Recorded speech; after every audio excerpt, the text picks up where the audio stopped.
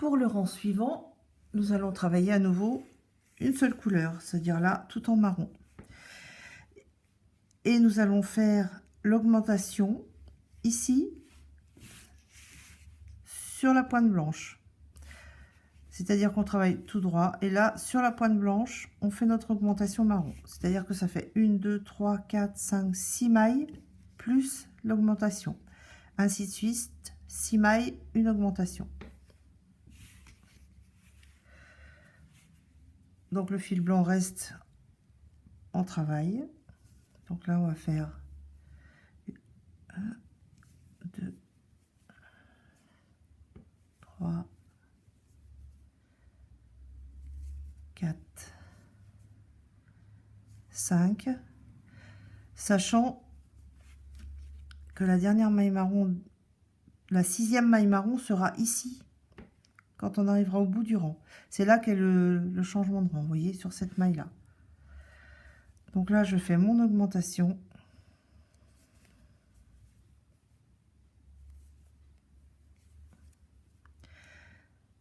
Une,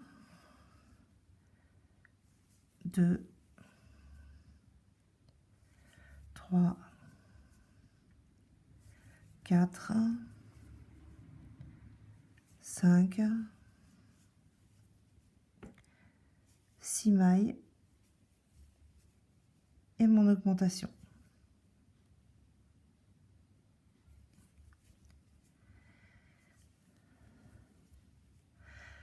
Et on continue comme ça. Nous arrivons au bout de notre rang.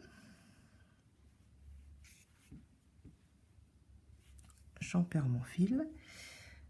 Donc, sur la petite maille là, on en fait 2.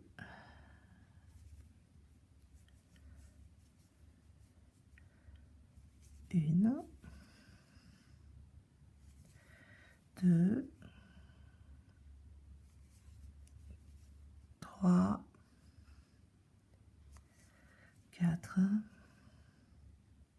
5, 6. Là, on fait notre double maille. Hop. 1 et 2. Et tout à l'heure, quand nous avons commencé, nous avons fait 5 mailles marron avant l'augmentation. Et la 6e maille, c'est la dernière du rang précédent, elle se trouve ici. Et donc, je fais la dernière maille qui représente donc les 6 mailles. 1, 2, 3, 4, 5 et 6. Voilà, nous avons donc fait ce premier rang.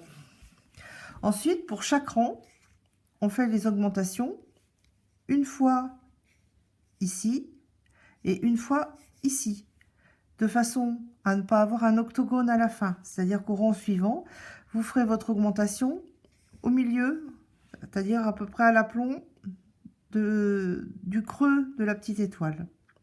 Et ainsi de suite. Voilà ce que ça donne. Alors évidemment, c'est trop lâche, il n'y a pas assez de fil de passage. Mais pour vous exercer, c'est un petit truc sympa, qui est facile à faire, qui va assez vite. Je vais donc faire le dernier rang de mon schéma. Donc je fais une maille, je replace mon petit marqueur sur ma dernière maille. Alors certains le mettent sur la première, certains, enfin chacun fait comme il veut. 2, 3. Et ici, vous voyez, moi je vais placer mon augmentation ici. Après, il n'y a pas de place vraiment définie, c'est en fonction du schéma, de façon que ça reste toujours rond. C'est-à-dire qu'il ne faut surtout pas les mettre toutes les unes au-dessus des autres.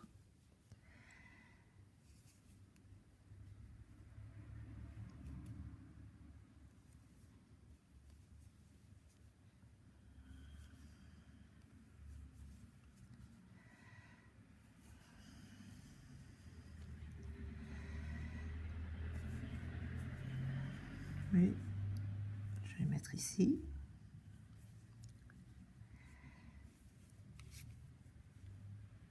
Et ainsi de suite. J'arrive au bout de mon rang.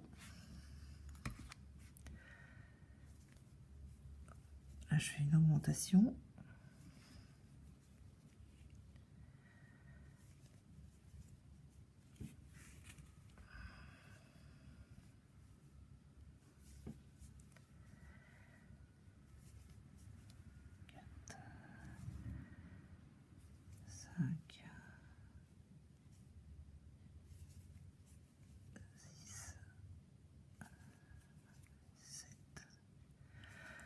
une augmentation.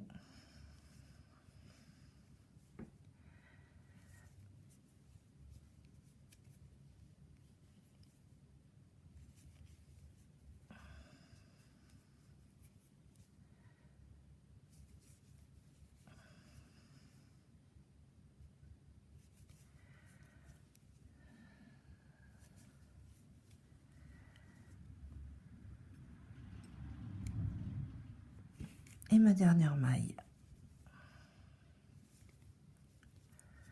Voilà. Nous avons terminé le diagramme. Alors vous pouvez éventuellement l'arrêter comme ça si vous voulez faire des sous-verts avec vos essais.